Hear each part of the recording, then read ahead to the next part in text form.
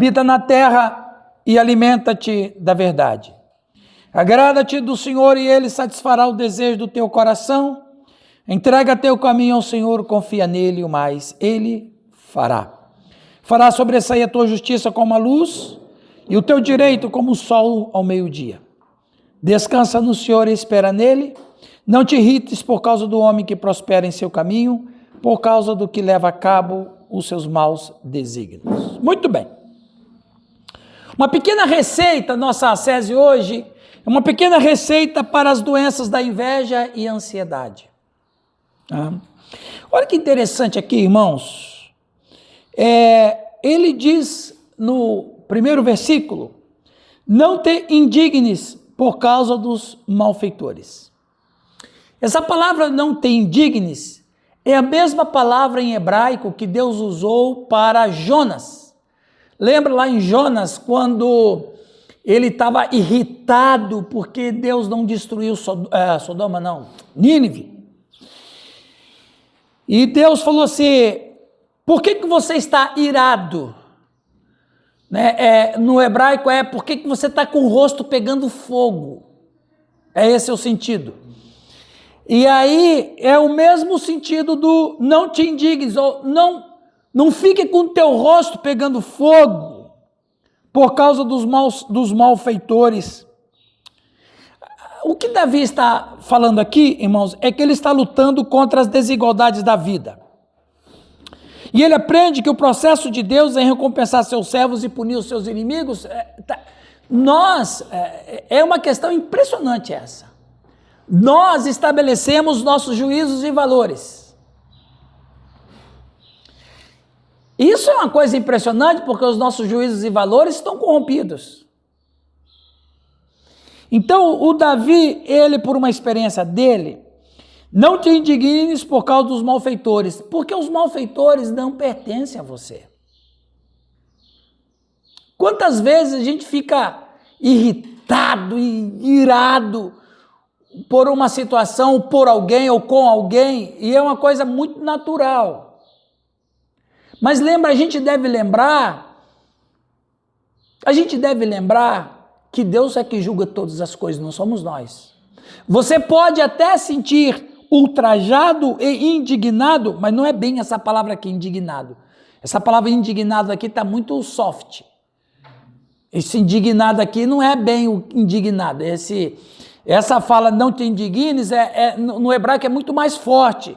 Ela quer dizer assim, não fica consumido por raiva, a tal ponto que o teu rosto pegue fogo. E aí ele diz, por exemplo, quando você e eu começamos a fazer comparações, a gente vai estar muito mal. Porque a gente vai comparar as pessoas a partir do ponto central, que é você. Eu estava ouvindo uma palestra, na verdade faz tempo isso, eu era aluno aqui, tem certas coisas que quando a gente aprende nunca mais esquece, né? E veio um psicólogo dar uma palestra para os alunos aqui naquele ano, e ele falou uma coisa muito interessante, ele disse bem assim, Edna, você olha para uma pessoa e você diz, não, aquela pessoa é muito devagar. Ou você olha para uma pessoa e fala, aquela pessoa é muito agitada. Aí ele falou bem assim, ela é agitada e apressada a partir de qual padrão?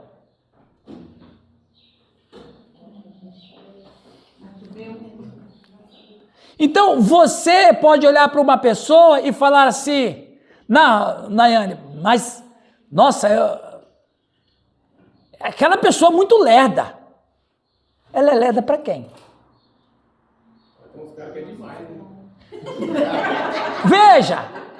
Veja, eu concordo com você. Mas olha Deus falando. Viu? Se você considera uma pessoa lerda demais, de repente você é acelerado demais. O nosso nível de comparação é o que você é. Então ele está no meio. A grande questão por isso que a Bíblia é assim, um livro, é um tesouro. a nossa referência é Deus. Quando todas as desigualdades da vida acontecerem, a nossa referência é o Senhor. Eu também sou igual você, Luiz. Pilhado. Nossa, eu sou pilhado. Eu sanguíneo já viu, né? Seu pai é sanguíneo? Não. Não, eu já não sou mais. Já tá na cruz.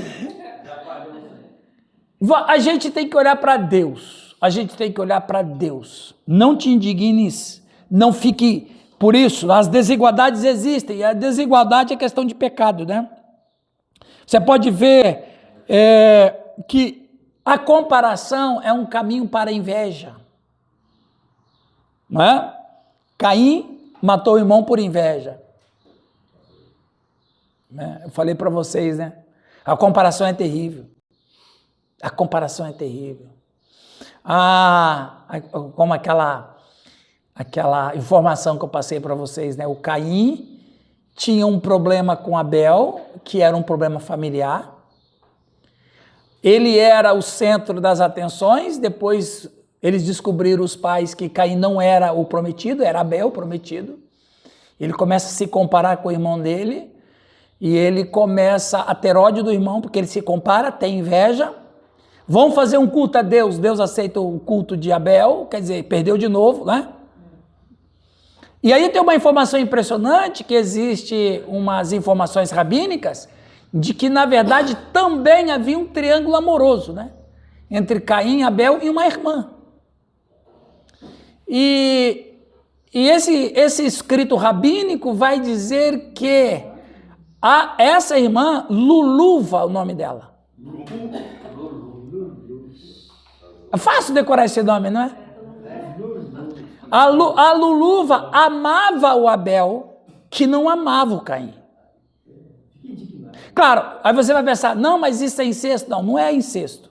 Naquela época era assim mesmo. É o que tinha, é irmão com irmão, tio com, enfim. E aí, veja, eu não estou dizendo que isso é bíblico, vocês estão entendendo, né? Isso é uma não é nem heresia, porque isso não é doutrina, é uma informação, que pode ter acontecido, né? Que foi um terceiro motivo na comparação dele com o irmão que fez ele matar. Quer dizer, ele perdeu a afeição dos pais, ou a atenção dos pais, ele perdeu a atenção de Deus, e até a mulher que ele amava o outro. Olha, 3 pontos. 3 pontos. Aí, Nayane, lascou, né? Sim, Léa. É quinta-feira, aí tu vai pregar. Você está falando, né? Na psicologia, a inveja é a mescla do ódio com a falta. Uhum. Aquilo que o outro tem, que eu não tenho, eu tenho inveja. Sim. Porque eu tenho ódio, porque ele tem o que eu não tenho. Exatamente. Então eu preciso destruir. Isso. A inveja, ela faz isso, por isso que a gente tem que cuidar. Né? E é exatamente esse o princípio. Não procure se comparar. A gente tem que se comparar com aquilo que é de Deus. Deus é o padrão máximo de amor, de perfeição, de santidade. É isso. Quando a gente começa a comparar um com o outro, porque Deus deu para você, Deus vai dar para mim em algum momento. Né? E aí é complicado, né? E aí ele vai dizer, né, para terminar a nossa tese. Aí também teve Saul e Davi. Para mim deram milhares, para Davi deram 10 milhares. Comparação, né? A minha igreja, a igreja que eu sou pastor, com muito custo, né, Lucas? Com muito, olha, fazendo das tripas coração, eu junto lá 60 pessoas. Mas tem igreja do outro ali que só fala bobagem. Está estourando a igreja dele, tem 500 pessoas lá. É complicado aí. A gente fazer essas comparações. Não. Deus está usando a minha vida. Lembra lá de Apocalipse? Tinha 7 igrejas, cada uma era diferente da outra. Uma era forte, outra era fraca, outra era... Né? Para concluir, meus irmãos, aí ele vai dizer... Esses preceitos para a gente não cair na doença da inveja e ansiedade. Confia no Senhor. Confia no Senhor e faz o bem. Toca a tua vida. Faça o que tem que ser feito. Produza o que tem que ser produzido. Se o Senhor Deus está com você, você vai ter produção. Acabou. Dentro daquilo que é possível.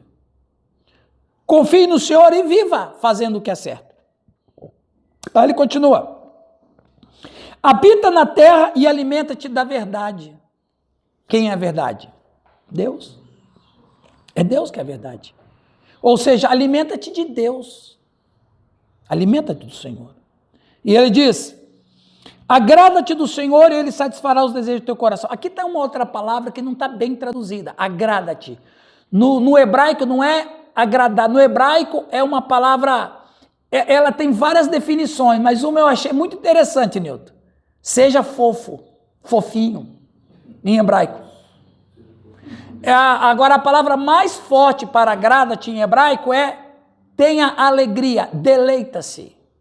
Esse é o sentido com o texto, né? É como se fosse assim, se alegre em Deus e Ele satisfará o teu coração. Se alegre em Deus, deleita-te em Deus. Em palavras mais diferentes, seja fofinho com Deus. Eu gostei dessa definição. Seja fofinho com Deus, ou seja carinhoso com Deus. Tenha uma proximidade com Deus de amor. É isso que ele está dizendo. Agrada-te a Deus, ou confia, deleita-te no Senhor, e Ele satisfará o desejo do teu coração. E isso é verdade, né? E daí ele vai terminar dizendo, entrega o teu caminho a Deus e descanse em Deus. Então, que nós possamos sempre mirar em Jesus Cristo, né? Os perversos terão seu dia de fim. Uma pessoa me perguntou assim, nesses dias sombrios que está sobre o Brasil, uma pessoa me perguntou assim, por que Deus não mata o presidente? Eu falei, pô, seria uma boa, hein? Mas não é meu presidente. Hã? Não é meu presidente do país, é outra pessoa. Por que Deus não mata o presidente? É o que está em vigor, né? Aí eu falei, pelo mesmo motivo que ele não matou Herodes. Herodes era a pior pessoa daqueles dias. A pior pessoa. Um cara que manda matar criancinhas. Pior pessoa. Um homem horrível. Corrupto, horrível. Mal. Ele era a encarnação do mal. Só para você ter noção. Ele sabia que o povo de Jerusalém odiava ele. Odiava ele. E ele deu ordens, no dia em que eu morrer, matam 5.000 homens aqui em Jerusalém, para que ninguém tenha motivo de alegria. E no dia que ele morreu, de um câncer terrível, 5.000 pessoas foram mortas em Jerusalém. O cara foi cruel até na morte dele. Mas enfim,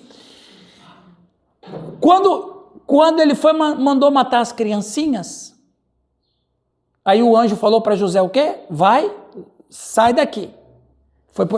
Quantos anos ficou lá no Egito? 2 anos. Quando Herodes morreu, eles voltam. Aí eu fico pensando, Deus deu 2 anos para Herodes se arrepender de sua maldade. 2 anos. Você não vai se arrepender? Não. Eu vou tirar de você o direito de viver. E Deus matou Herodes. Então eu falei para o pessoal, fica tranquilo, Deus não mata os maus, porque Deus está dando tempo para eles se arrependerem, mas se eles não se arrependerem, Deus vai matá-los. É assim, né? Então, não deixa teu rosto, eu sei que a gente fica indignado com injustiça, com o cara que prospera em corrupção, com o cara que prospera roubando, extorquindo, e a gente tem que ficar indignado por isso, que se a gente não ficar, tem uma coisa errada com a gente. Mas nós não podemos ser consumidos de ira. Amém? Bom, já oramos, agora nós vamos à nossa pericorese, terminar hoje a pericorese, falar nisso. Eu escutei um testemunho muito especial nesta manhã. Sabe de quem? Do Ramiro. O Ramiro falou que o pastor Newton pregou pericorese lá na igreja, o povo ficou em polvorosa. Eu sei disso. Eu sei que isso é bênção. Chegou além e meteu fogo. Ô, rapaz, ele foi fera. Muito bem, queridos. É isso aí, ó. O objetivo... Tudo que a gente vê aqui, aprende, conversa, faz arrazoado, leva para suas igrejas. Prega lá, ensina lá.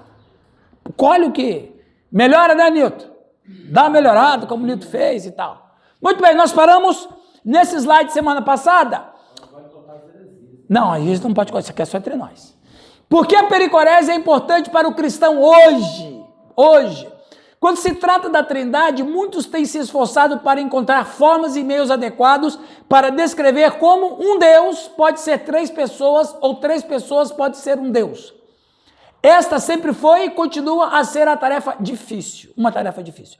O Pai, o Filho e o Espírito Santo. As pessoas às vezes lutam para entender a divindade e a identidade combinadas.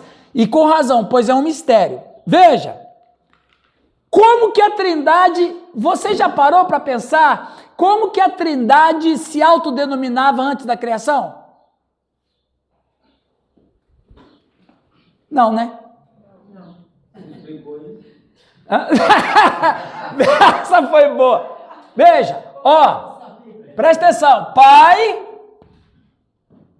Filho, Espírito Santo.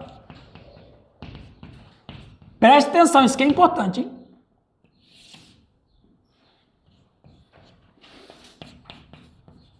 Trindade. Deus. A Trindade era só a Trindade. Eles não se chamavam Pai, Filho e Espírito Santo. Quando é que houve a necessidade de chamar-se Pai, Filho e Espírito Santo? A partir da encarnação, da criação.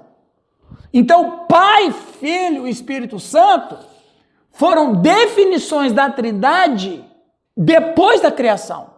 Por quê? Porque a criação, de acordo com a onisciência da Trindade, a criação ia ser já estava sendo programado a queda sabida. Então, a Trindade, quando cria sabendo da queda. Em outras palavras, quando a Trindade cria, ela cria já na possibilidade da encarnação do Verbo. E aí a Trindade passa a se definir como Pai, Filho e Espírito Santo. É uma terminologia por causa da queda. Então, como que a Trindade se chamava? Nem Pai, Filho e Espírito Santo e muito menos Deus. A Trindade era só a Trindade. A Trindade se bastava e, como a gente está estudando, vivia numa pericorese eterna. E a Trindade, em pericorese, quis dar a expectativa da existência. Mas sabendo que o ser humano iria pecar, já isso, ela então se reduz no sentido e passa-se a ser terminologicamente chamado de Pai, Filho e Espírito Santo. O problema da nossa não compreensão da Trindade é exatamente o pecado. Porque antes da criação só existia a Trindade. A Trindade sempre foi as 3 pessoas distintas, coiguais, coeternas. Aí quando... e olha que coisa impressionante. A partir do momento que... Vamos falar na linguagem que a gente já conhece. A partir do momento que a segunda pessoa da Trindade se encarna, ele automaticamente se torna numa posição humana e assume essa humanidade para toda a eternidade. E você olha assim, Jesus morreu, ressuscitou, está sentado à direita de Deus. Preste atenção que isso não é heresia que vocês vão ouvir, hein? Jesus está sentado à direita de Deus porque ainda há pecado.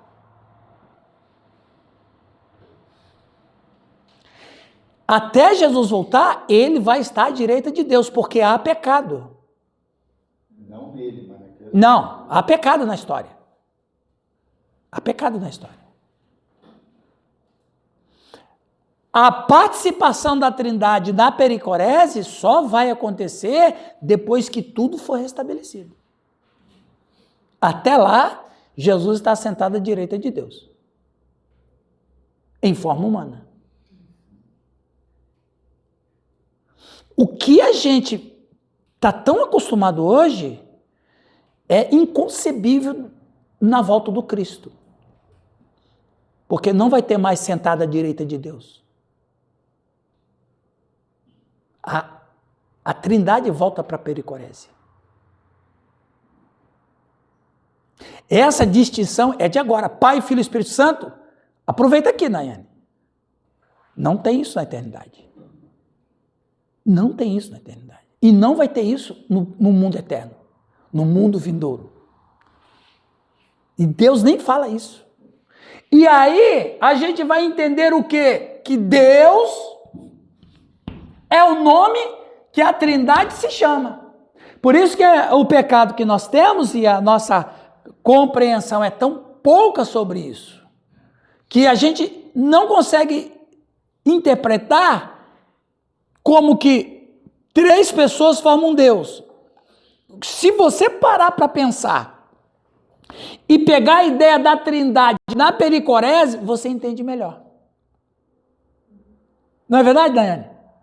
Se você sair da pericorese, Fernando, você se confunde. Então, qual é a sugestão que eu faço para todos? Sempre quando você pensar em Deus, pense em Deus na pericorese, porque na pericorese não tem Pai, Filho e Espírito Santo. Na pericorese só tem a Trindade. Só que a gente tem uma visão, pastor, de que Deus é o Pai, né? É o Filho e o Espírito Santo. Isso. É como se Deus fosse maior. Fosse maior. E foi muito bom você falar nisso. Na verdade, eu vou falar mais tarde, mas só para antecipar. Essa é uma futura heresia, né? Que será combatida pela igreja primitiva. Atanásio já brigou com isso. Veja, não há subordinação na Trindade. Porque eles são coiguais. São coiguais, consubstanciais, e têm a mesma essência. Pelo fato do Filho ter se encarnado, ele auto se sujeitou ao Pai por amor. Isso aqui é importante falar. Ó, pessoal, isso aqui é importante falar.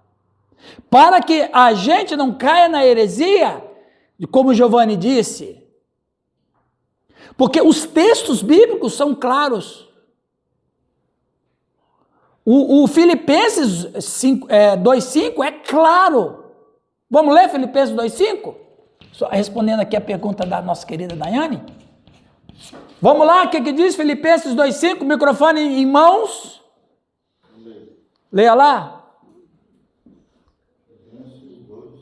Isso, leia lá, Giovanni.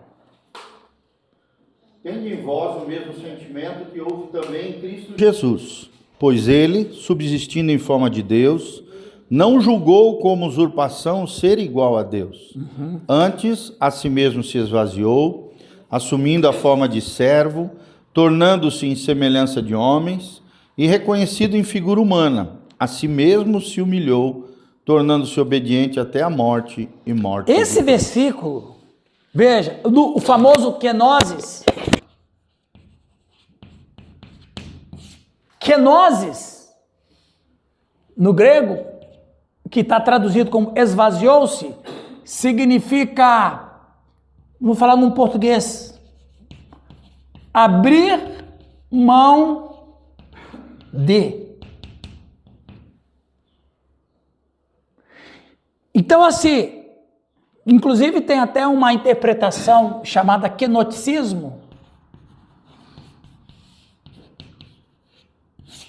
Existe uma interpretação chamada kenoticismo, que vocês conhecem, não com esse nome, mas vocês conhecem a doutrina, que é aquela doutrina que vai ensinar que Jesus abriu mão dos seus atributos divinos. Ele se encarnou e abriu mão dos seus atributos divinos, só foi um homem. Ele era Deus, mas era homem, então ele abriu mão de ser Deus, aqui alguma coisa assim. Que, pelo menos, o gnosticismo não é bem assim que o Filipenses vai estar relatando. Ele abriu mão ele abriu mão de estar no lugar de glória, mas não abriu mão de sua glória. E o Gnosticismo vai ensinar que ele abriu mão de sua glória.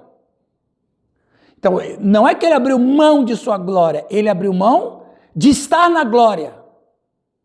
Ele encarna e no momento da encarnação do Logos, ele se auto-submete ao Pai. Não porque tem uma hierarquia, mas porque ele assumiu isso. Ele decidiu isso. Então, e você falou bem, porque quando nós usamos a palavra Pai,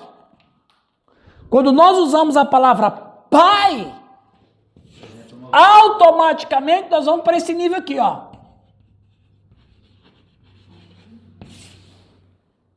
Então, quando você olha lá o texto do filho orando ao pai, eu faço a vontade do meu pai, eu obedeço ao meu pai, alguém fala bem assim, mas aí de fato tem hierarquia na Trindade.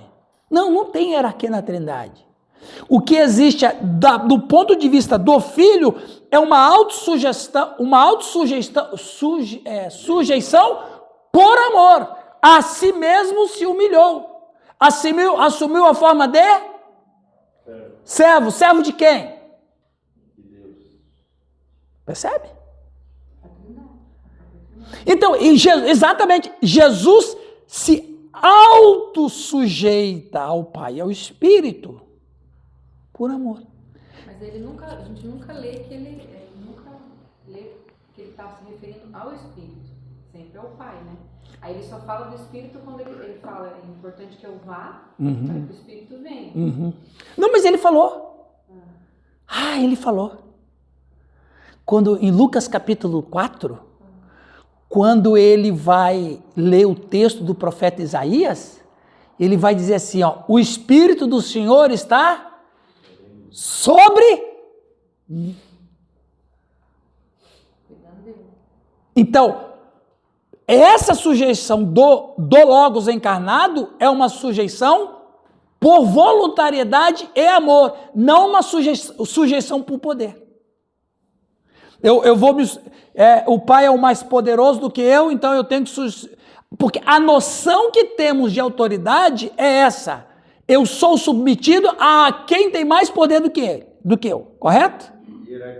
A hierarquia entre pecadores é desse nível. Porque se não tiver hierarquia entre nós, a gente se autodestrói.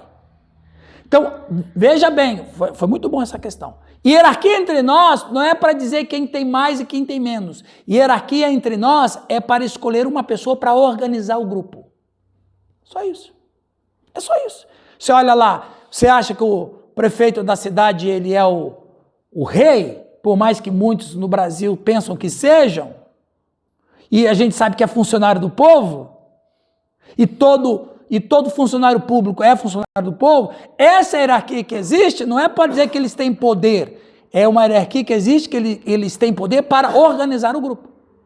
Então a hierarquia entre nós é necessária, e só é necessária por onde tem pecadores. Então na Trindade não tem hierarquia, na Trindade você tem uma autossujeição do Filho por amor. Vocês estão me entendendo? Mas em essência... É mesma, e aí, Baidemi, fica muito maior o amor do Cristo, porque ele tem a mesma essência do Pai e do Espírito, mas a si mesmo se humilhou. Então, no caso da Trindade, poderia ser o Pai, em vez de Jesus, que seria a mesma coisa. Aí Jesus seria chamado de Pai e o Pai seria... Os três, exatamente, os três estão na mesma essência, eles são coiguais. E o Pai estava no Filho. Vamos falar isso hoje. O Pai estava no Filho, o Filho estava no Pai, o Espírito estava no Filho, o Filho estava no Espírito. Eles são coiguais, mas por amor a nós. E a missão do Pai. E a missão do Pai, ele se autossujeita por causa da Raquel. Olha que coisa impressionante. Deus Todo-Poderoso, Criador dos céus e da terra, se autossujeita ao Pai por causa do Lucas. Por causa de mim. Você tem noção disso, Nayane? A gente não tem noção disso. Que a gente fala, né? Às vezes a gente fala errado, né? Que Deus, Pai, enviou o seu Filho. Mas é o que o texto que diz. Né? Mas aí a gente interpreta dessa maneira, né? Exatamente. Ele é enviado, vai lá que eu tô mandando. Exatamente. Quando o pai disse, quem de nós vai? Ele disse, eu vou. Pronto, foi isso que aconteceu. Foi voluntário. Voluntário. O Filipenses é claro. É claro. Que é a ideia da kenosis, de autoesvaziamento. Então, aí vai a kenosis, que é o autoesvaziamento, não é autoesvaziamento de sua essência. Sua glória. Não é um autoesvaziamento de sua glória, porque se ele de fato autoesvaziou de sua glória, ele seria um pecador, ele não aguentaria a tentação do deserto. Então, ele... Na vida e ministério de Jesus, se fez presente os atributos. Sempre as curas, as ordens, o vento e o mar, tudo. E aqui está o que se chama na teologia. Vida humana poderia fazer. Exato.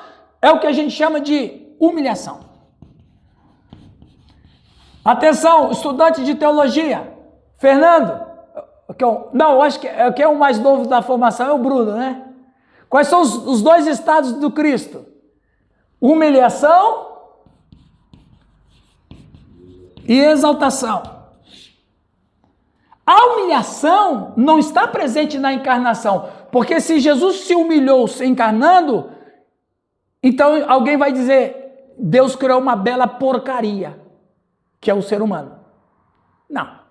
Jesus se humilhou não se encarnando, Jesus se humilhou sendo Deus em essência e não usar os seus atributos. Ele nem usou hoje, vai.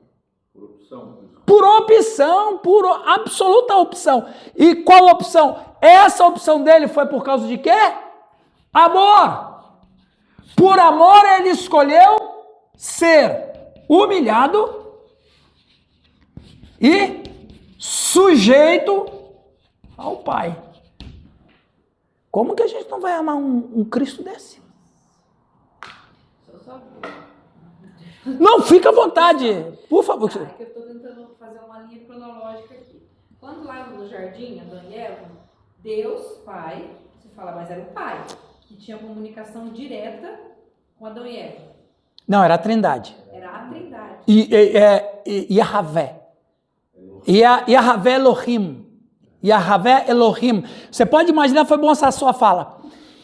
Eles acabaram de pecar, chega os três lá. Onde estás? Um pergunta. Vamos pensar assim. Aí diz, estava nu. Aí o filho pergunta, quem te fez saber que estava nu? A mulher que tu me deste. O espírito pergunta, que fizeste? Eu vejo que os três... Nossa, que medo. Por isso que ele ficou atrás da árvore, ele conhecia o Criador deles. Exato, as três vozes ecoando. E o medo deles foi por causa do pecado. Antes do pecado eles não tinham medo. Então os três estavam lá. Por isso que Sara ficou dentro da tenda também, quietinha. Quem? A Sara. A Sara não, a Eva. Não, quando os três... Tá. A Sara lá ficou lá quietinha na tenda. Então os nossos pais sabiam com quem estava tratando. Entendeu? E daí, assim, eu imaginava que era o Pai, mas os três. Aí quando Jesus foi, ele já tinha a Trindade, já tinha acordado que o Espírito Santo viria. Sim, já estava... Ele fala, derrama o Espírito Santo sobre vós, porque hoje a gente ora o Espírito Santo que habita em mim. Sim, né? sim. Para ter a comunicação da Trindade. Sim, exatamente. Sempre foi assim. Você fala ao Pai por causa do Filho, o Filho fala com você usando o Espírito. Eu só posso falar com o Pai por causa do Cristo. E o Pai só fala para mim por causa do Espírito Santo. Então, a mente finita e pecadora não consegue entender bem isso. Mas tá ficando mais claro para vocês? Sim. Ele encarnou porque o Espírito Santo concedeu. Então, a encarnação do Logos foi mediante o Espírito. Por vontade do Pai. Não vou falar ordem porque na Trindade ninguém ordena ninguém. Então, por vontade do Pai, por obediência do Filho e por cooperação do Espírito, o Logos encarna. Olha que coisa fantástica.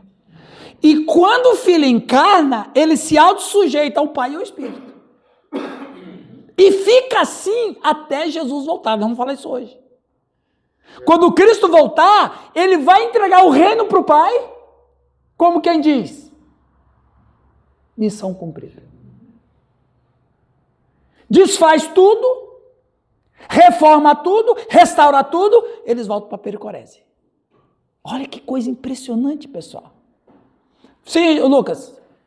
Quando os discípulos perguntaram para Jesus quando ia acontecer tudo, ele falou que só o Pai sabe. Só o Pai sabe.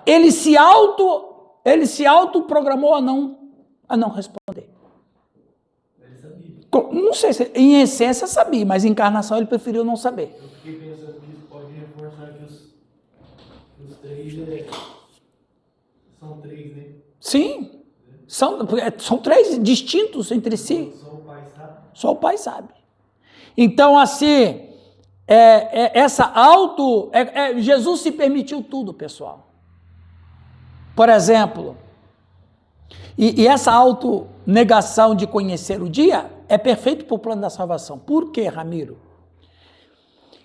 Não, somente na experiência. Não, eu vou dizer isso. Eu vou chegar lá. Ó, tem um cara corrido aqui, Luizão.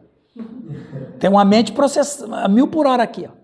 Ó, presta atenção, irmãos. Se Jesus se autonegasse a ter sensações humanas, ele nunca poderia dizer: eu sei o que vocês passam. Um exemplo claro: Lázaro morreu. Ele sabia que iria ressuscitar Lázaro? Sim ou não? Sabia. Claro que sabia. Ele não chegou para as irmãs e falou: meninas, para com isso, eu cheguei, meu. É 1 minutinho, vai estar tudo... Ele sabia que ia acontecer isso, mas o que ele fez? Ele chorou por quê? Porque ele se permitiu sentir o que é sofrimento do luto. Amanhã você chora o luto, ele vai dizer: Nayane, eu entendo você, porque eu chorei um dia. Eu vejo uma pregação dizendo que como ele chorou, porque ele sabia que ali seria o marco para que completasse o plano. Então ele iria deixá-los depois também. Eu prefiro entender que isso é secundário. O que foi prioritário foi ter-se sujeito às sensações humanas, porque se ele não participa das sensações humanas, ele não poderia concluir a sua obra perfeita de salvação. Não estava completa. Se ele não sente fome, se ele não sente sono, se ele não sente cansaço, se ele não sente tristeza, se ele sabe tudo, é o quê? A angústia. Se ele sabe quando volta, então ele não é bem homem, não. Não. Eu vou me deixar permitir ter todas essas sensações. Não, medo não. Mas tristeza e angústia, ele se permitiu passar por isso. Então, gente, eu vou ser honesto para vocês. Quanto mais a gente estuda sobre a pessoa de Jesus, mais você fica: não sei nada quase. Não sei. Graças a Deus, né? Graças a Deus. Então, a Trindade tem essa coisa impressionante. Nós vamos tratar de tudo isso aí. Foi bom para vocês essa explicação? Porque alguém vai chegar e dizer: ô, pastor Giovanni, mas Jesus submeteu ao Pai, então quer dizer que ele tinha hierarquia. Aí o cara fica: pô, né, o negócio está aí feio mesmo, né? Não tem hierarquia. Tinha uma sujeição por amor. E também essa sugestão é para exemplo nosso, né? No sentido de que, assim como o filho se submeteu por amor ao pai, assim dentro do contexto da igreja, no contexto da família, existe a submissão em amor. É a nossa referência, é o nosso exemplo.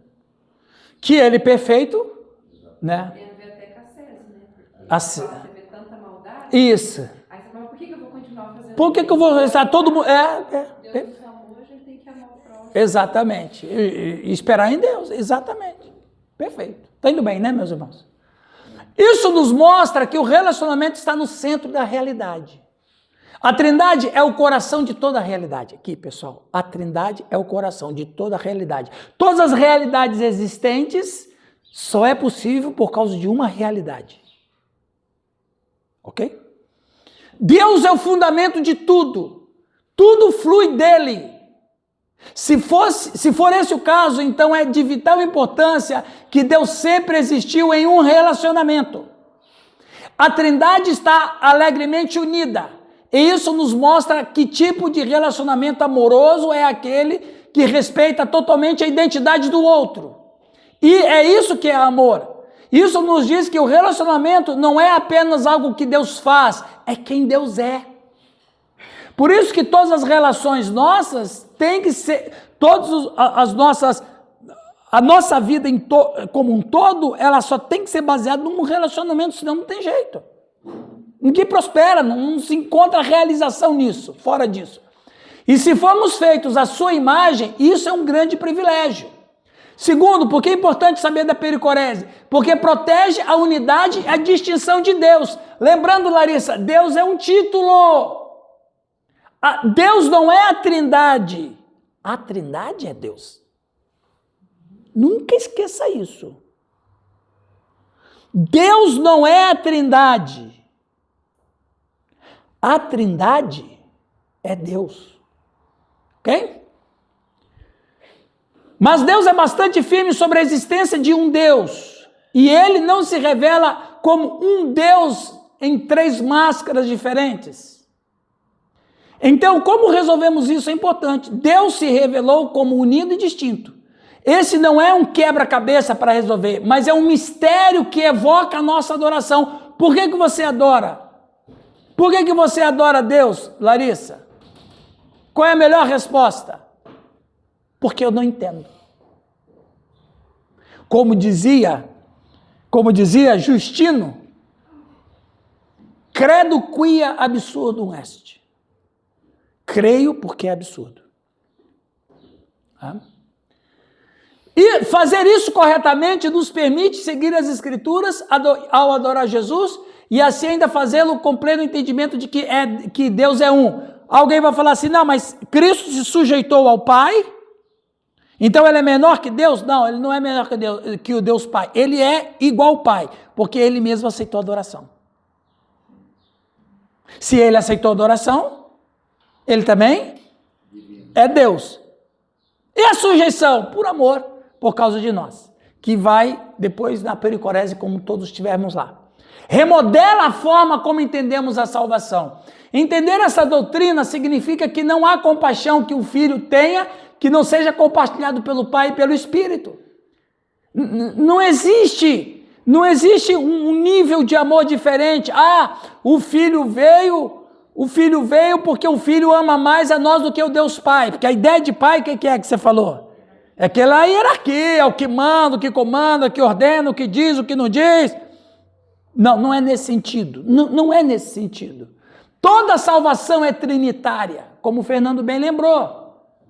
O Logos encarna porque o Espírito Santo é que faz a obra em Maria. E o famoso versículo João 3,16, porque Deus amou o mundo de tal maneira que enviou o seu Filho, para que todo aquele que nele crê não pereça, mas tenha vida. A Trindade nos amou e a Trindade enviou a segunda pessoa, que para a identificação nossa se chamou Filho. Ok? Ô, pastor, Sim. pensando que o testemunho de Jeová está perdido, então. Já está no inferno faz tempo. Uma pessoa chegou para mim e falou bem assim, domingo, foi boa essa sua fala. Você sabe que tem um outro grupo herético chamado unicista, não é? Voz da Verdade. Unicista entende que tudo é Jesus. Não tem o Pai, não tem o Espírito, é só Jesus. É só Jesus. Eles são unicistas, chamado unicista. Aí alguém falou assim, eu gosto muito das músicas da Voz da Verdade, que são músicas bonitas, são mesmo. Né? São músicas bonitas. Aí ele falou, mas E para cantar essas canções e tal, o que você acha? Falei, ó, você pode cantar, mas o Cristo que está cantando nessa canção não é o Cristo das Escrituras. Por quê? Porque o Cristo da Escritura não está sozinho. Se o Pai não estiver junto e o Espírito não estiver junto, não é o Cristo. Só é válido. Claro que eu falei com ele numa linguagem teológica, né? Se ele cantar as músicas da Voz Verdade, nem vai aparecer. Jesus é Salvador, Jesus, né? E as músicas dele são bonitas mesmo. Fala de Jesus, mas aquele Jesus que eles estão compondo não é o Cristo da Escritura, é o Jesus que eles acreditam que existe. Percebe ou não percebe? Então, quando eles cantam de Jesus, eles não estão cantando o Jesus que a Bíblia fala, eles estão cantando o Jesus que eles desenharam, através da sua doutrina, do seu dogma. Então, esse Jesus que eles cantam não é das Escrituras, porque o Jesus da Escritura nunca está sem o Pai, nunca está sem o Espírito. Como a doutrina unicista elimina o Pai e o Espírito, só fica com o Jesus, então isso não está fatiado. Então aí nós temos dois problemas, Baidemi. Nós temos o problema do TJ, que a doutrina deles não crê na Trindade,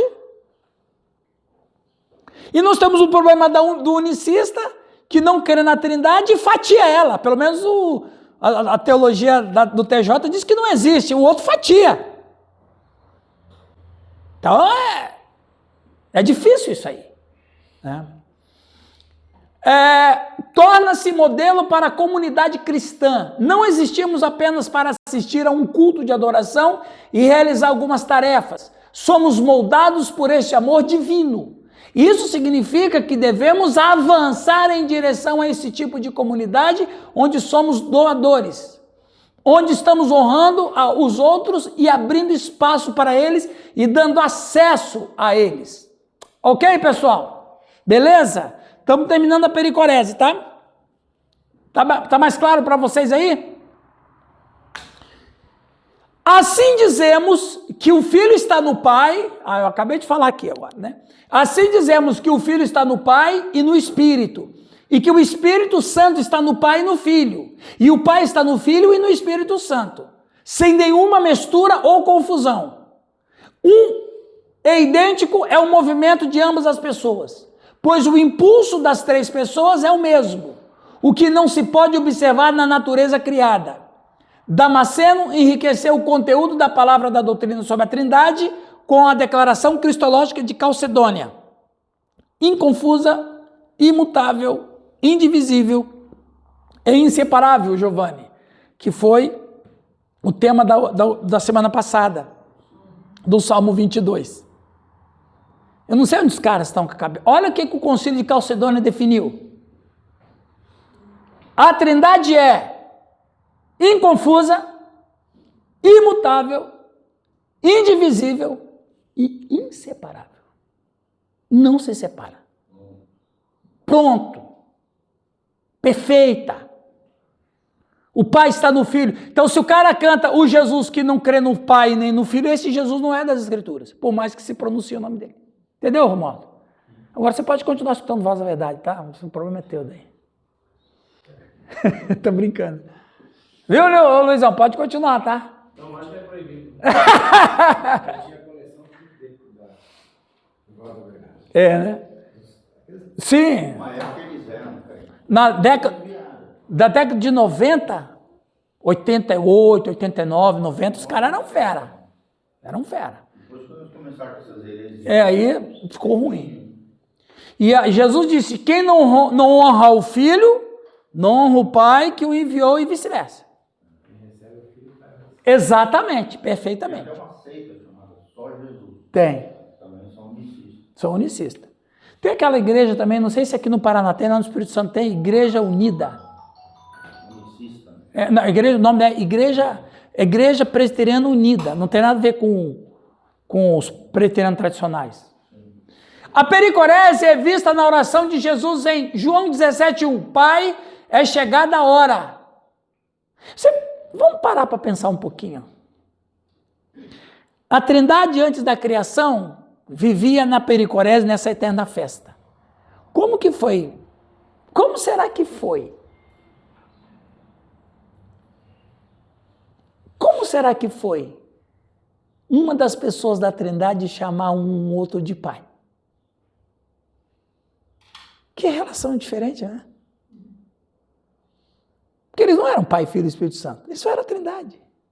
3 pessoas coiguais, coeternas, mas que por causa da criação, eles começaram a se chamar distintamente diferente.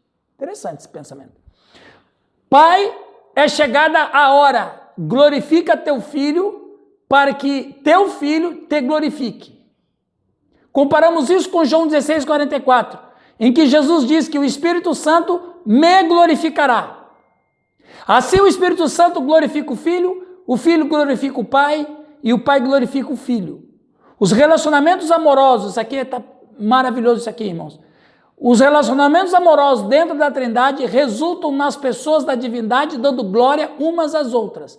Não há nada que separe as pessoas da Trindade ou interrompa o misterioso intercâmbio da pericorese.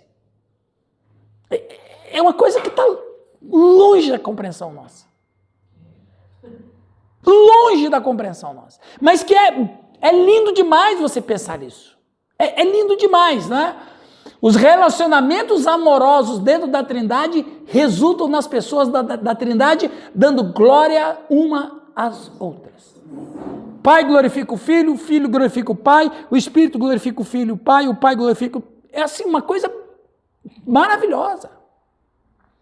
E o Filho encarnado, Bruno, glorifica o Pai na missão. E o Espírito glorifica o Filho na encarnação. E com Ele, estando com Ele. E ambos glorificam o Pai. E o Pai glorifica o Filho, que glorifica o Pai, que glorifica o Espírito. Que coisa fantástica isso aqui. Pastor? Sim. Talvez eu ouvi uma pregação do Marcelo Gomes, teu chegado. Meu chegado. E ele fez uma introdução do sermão bem louca, assim. E ele falou que antes da fundação do mundo, Deus fez uma reunião, uma mesa, e estava Deus, Jesus, Espírito Santo e o diabo na ponta. Ô, louco! A introdução dele foi na hora até me assustei, né? Eu falei, onde tirou ele? E ele fez uma introdução, só que não do jeito que eu vou contar aqui, né? Tá, você vai melhorar para ficar feio. Uma piorada, né? Deus falou assim, olha, eu vou criar tudo aí e tal, e nós vamos fazer um negocinho bem ajeitado lá na terra e tal, os homens, né? O diabo falou assim, olha, eu vou descer e vou acabar com tudo. Aí, ele usou a expressão Lúcifer, né? Lúcifer falou assim, eu vou descer e vou acabar com tudo. Aí Jesus falou assim, eu falo o seguinte, eu vou descer depois para dar uma recuperada. O diabo falou assim, eu vou continuar atormentando do mesmo jeito, não tem problema não. Aí o Espírito Santo falou assim, não, então eu vou descer, eu vou dar uma consolada, vou tentar dar organizado, uma parcela se ajeita e outra parcela não. Aí Deus falou assim, assim seja então eu vou começar do zero. Aí começou a Apertaram as mãos. Aí Apertaram as mãos, fizeram. Fizeram o Pai. Rapaz, de onde que ele tirou isso, meu? Foi longe, o Marcelo Gomes foi longe, ele usou essa introdução bem louca, assim, para atrair a atenção do povo. Aí ele começou a falar, né, da questão do poder do Pai, do Filho, do Espírito Santo, pra onde vai. Viu? Mas eu não sabia dessa dele, não. Mas uma coisa é importante falar, viu? Isso aqui você tem que aprender, crer e ensinar. Pai, designação Pai, Filho e Espírito Santo são títulos provisórios. O mundo é provisório. No mundo vindouro, o mundo que virá, não vai ter isso. Até para a nossa própria compreensão. A designação de Pai, Filho e Espírito Santo é só por um momento. É só enquanto tem criação. Depois não vai ter mais Pai, Filho e Espírito Santo. Como não vai ter mais igreja.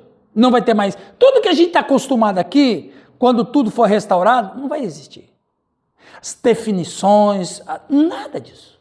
Isso é tudo por um mundo provisório, né?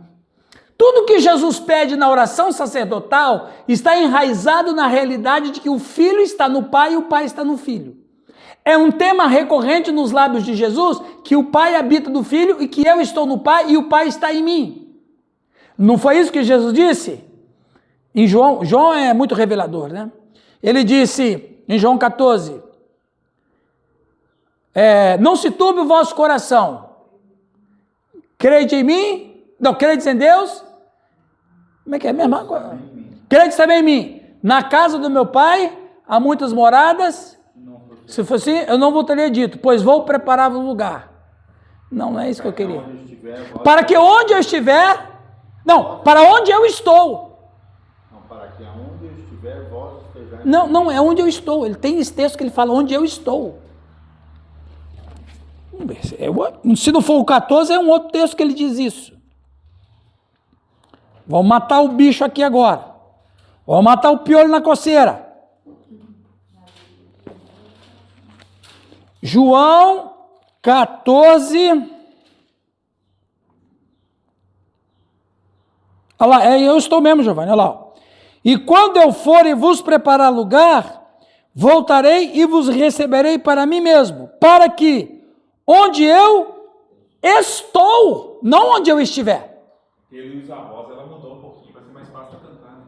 Ah, é verdade. Né? A Luísa Rosa deu uma caprichada, né? Então, olha lá, onde ele não fala no futuro. Ele fala onde que ele estava. Onde que ele estava? Exatamente. Não, na Trindade. Que coisa impressionante. Onde eu estou. É como se fosse assim, ô Nilton, vem cá onde eu estou. Você vê onde eu estou. Lembra lá que Jesus disse assim, sobre os demônios, ele disse assim, porque o maligno não tem nada em mim. Por que ele não disse, o maligno não tem nada comigo, eu não tenho nada a ver com ele e ele não tem nada a ver comigo? Por que ele não disse isso? Porque o maligno não está em ele, né? Não. Não, porque ele se refere à Trindade, não somente a ele. Porque o maligno não vai estar na Trindade. Nele não havia legalidade. Não havia espaço nele para maldade. Porque onde ele está, A Trindade está. percebe? Não tem pecado. Mesmo ele estando ali como humano, ele não poderia ter nada. Não, Ele estava sozinho. porque Deus encarnado, ele faz parte da Trindade. É o Logos encarnado, mas não é Deus. São esses detalhes que a gente precisa ver na Escritura e a gente vai vendo a pericorese, né? Tá ficando clarinho para vocês aí? Sim. Onde eu estou.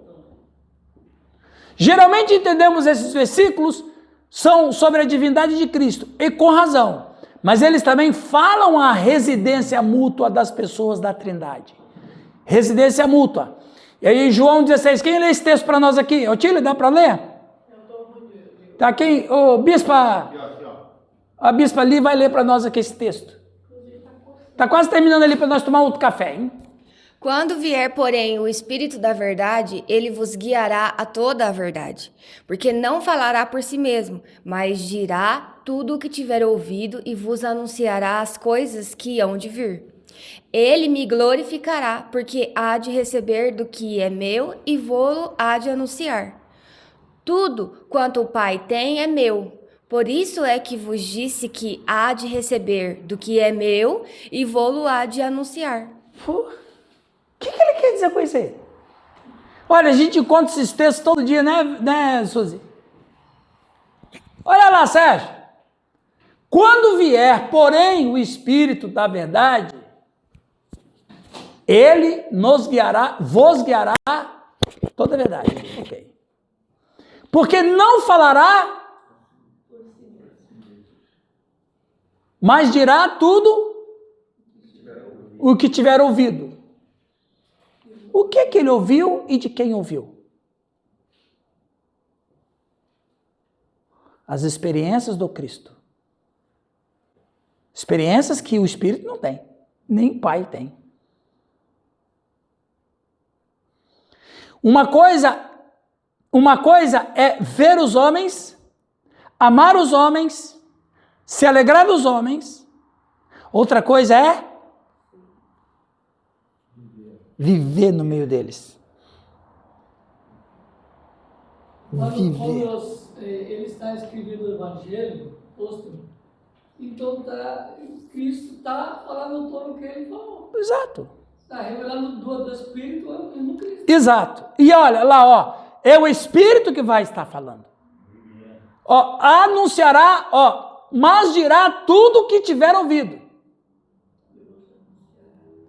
E vos anunciará as coisas que hão de vir. Está falando de quem? O Espírito da verdade. Ele, quem? O Espírito da verdade. Então aqui, Baidemi, quem é o sujeito principal do texto? Espírito da verdade. Ele me glorificará,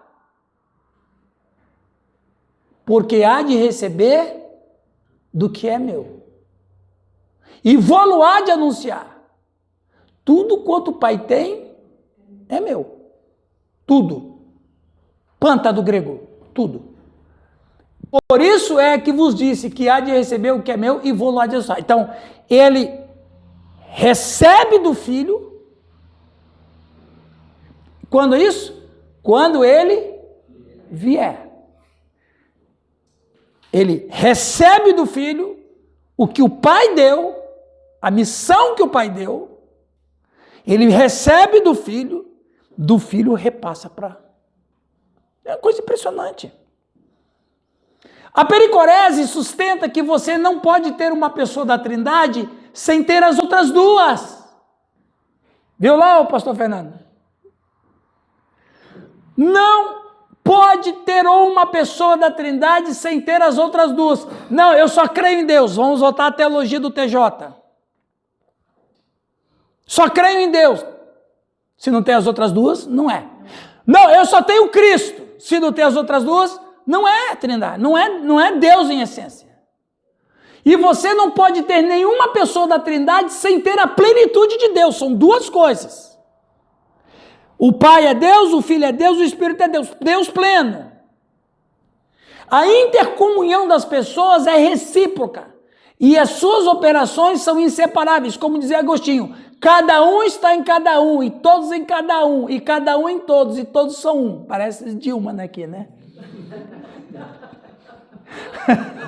E 50%, depois que eu vou atingir a meta, e depois eu vou dobrar a meta, mas eu não vou atingir, mas é mais ou menos isso, né? Então vamos ali, ó. Cada um está em cada um. E todos em cada um. Cada um em todos. E todos são um. E que definição maravilhosa sobre a Trindade. Que definição maravilhosa. As três pessoas da Trindade estão todas plenamente uma na outra. Plenamente uma na outra. Que é a ideia de comunhão que a igreja deve ter. E que é no nível de comunhão que nós, pastores, devemos levar às nossas comunidades. Então veja, irmãos, se a gente não entender a Trindade, Fernando, a gente não entende nem a nossa igreja, meu. Se a gente não... É a nossa identidade. Se a gente não entender a Trindade, a gente não entende o que é a igreja. E o pior ainda, Nilton, a gente não entende o que é a família. Ontem, lá em Piabiru, teve um rapaz lá, Neto. Neto me perguntou, ele me fez uma pergunta lá e eu falei para ele assim, Neto, é o seguinte, Jesus morreu quantas vezes por nós? Ele disse, uma vez. Eu falei, isso mesmo. Por que Jesus morreu uma vez só, Neto? Aí ele falou, ele morreu por todos os seres humanos. Eu falei, exatamente. Sabe por quê? Porque todos os seres humanos são um só. Não existe ser humano individual. Essa questão de individualismo, a gente aprendeu com David Hume a partir do século XVIII. Quando o individualismo entrou na filosofia e entrou na sociedade ocidental. Mas antes disso, ninguém pensava individualmente. Então, a humanidade é uma coisa só. Todos somos uma coisa só. Por isso que Jesus Cristo, quando ele encarnou, ele morreu uma vez por todos. Por quê? Porque todos são um. Diferente dos anjos, eu falei para ele. Os anjos foram criados seres individuais. Se Deus criasse os anjos, se Deus criasse os homens como ele criou os anjos, eu falei para ele, quantos milhões de pessoas tem no mundo hoje? 8 bilhões. Então, Jesus deveria vir e morrer 8 bilhões de vezes. Você já parou para pensar nisso? Não, né? Então, eu estou pensando por você. Se a gente não entender a Trindade, se a gente tiver a cabeça dos anjos, então tem muita gente que tem a cabeça dos anjos, porque os anjos foram criados, como foi Luiz, você que é um cara inteligente, como foi que Henry Ford começou, como é que fala o nome daquele processo? Série. Como é que é? Fabricação em série. Os anjos foram feitos em fabricação em série. Os anjos foram feitos em fabricação em série. O ser humano não, só foi feito um. Deus só fez 2 pessoas do barro. 2. Ele não me fez do barro. Ele só fez 2 pessoas do barro. De lá veio todos nós. Por isso que todos somos um. Porque Deus nos criou a sua imagem e semelhança. Deus é uma comunhão, criou outra comunhão. Se a gente não entender a Trindade, a gente não entende a nossa casa. Que dirá a igreja? Gente, olha que coisa fantástica, quando Jesus Cristo voltar, só vai ter 2 unidades, o que era para ser desde o princípio, só vai ter 2 comunhões, a da Trindade e da humanidade, que vai entrar na pericorese. Meu Deus, se a gente não entende, se a gente não sabe disso, a gente não sabe nada. Principalmente se você estiver lá, do meu lado. E eu vou dizer, viu? Você ficar falando que eu era luterano aqui para você agora. Ó, viu? Quando tudo for restaurado, porque a coisa mais importante ainda não é a salvação, viu, pessoal? Exato. A salvação que a gente fala, que a Bíblia menciona, é só no período onde ainda tem pecado na história. A salvação é o segundo estágio da redenção.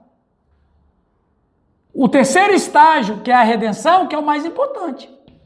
Porque é na redenção que tudo vai ser restabelecido. Não na salvação. Salvação provisória. Aí alguém vai falar, você perde a salvação? Eu, graças a Deus, não vou perder a salvação. Quando? Porque vai ter uma coisa melhor do que a salvação. A regeneração, a redenção. Onde vai começar a imortalidade. Claro, a gente não perde salvação militando nesse mundo. Mas a salvação na eternidade não vai existir. Só vai existir a redenção. Quando toda a humanidade, todos os seres humanos que foram salvos por Jesus Cristo, todos estarão em serão um só povo. Um só povo. Então vamos ter uma comunhão só. A comunhão, que era para ser desde o início. Para nos juntar a outra comunhão. A comunhão divina. As 2 comunhões se entrelaçando. Que coisa gloriosa. Coisa gloriosa. Vai ser o quê? Olha lá. Percebe? O plano de Deus é maior do que a gente imagina, irmãos. Quando definimos Deus, estamos então dizendo que o Pai com Jesus Cristo, com o Espírito, com o Pai e assim por diante. Ninguém na divindade pode ser definido isoladamente dos outros 2. A habitação mútua da pericorese significa 2 coisas. Primeiro, as 3 pessoas da Trindade estão todas totalmente uma na outra. E segundo, cada pessoa da Trindade está em plena posse da essência divina. Ok? Isso aqui é um afresco. Olha o outro, o que está inventando, rapaz? É feminista. É um afresco, rapaz. Até o nome não ajuda também. Afresco. Até o nome. Afresco não ajuda. Vamos terminar com isso para nós tomar um café. O Luiz tem que ir embora. A doutrina da pericoresis mostra a unidade perfeita de Deus. Como as três pessoas não podem ser separadas, sabemos que elas nunca estão em desacordo com a outra. Você não tem desacordo na Trindade. O Pai nunca se opõe ao Filho ou ao Espírito Santo. Esta unidade perfeita significa que podemos confiar que quando um deles fala, ele está revelando o mesmo propósito que os outros dois. Deus não está dividido contra si mesmo, mas fala de forma coerente e absolutamente confiável. Bonita essa figura, né? A pericorese formando o coração, exatamente. Né? Então, a ideia é essa, que a gente, para terminar essa primeira parte, irmãos, se a gente não entender a pericorese, se a gente não entender a Trindade, e eu acrescento, se a gente não ensinar a Trindade nas nossas igrejas, eles não vão entender o que é comunhão. Eles vão entender que comunhão é tomar cafezinho depois do culto. Que é maravilhoso, eu gosto quando eu estou. Mas isso não é comunhão. Comunhão é uma habitação mútua. Se a gente não entender a Trindade, a gente não entende os princípios da nossa própria família. Ok? Vamos tomar um café e depois a gente volta para terminar. Aí eu vou falar um pouquinho mais sobre a sujeição do filho, já. Essa imagem aí se pegou no G12? Amor e cuidado. O César Castelhano. Amor e cuidado. Amor, não peguei lá não. Ele tem isso aí?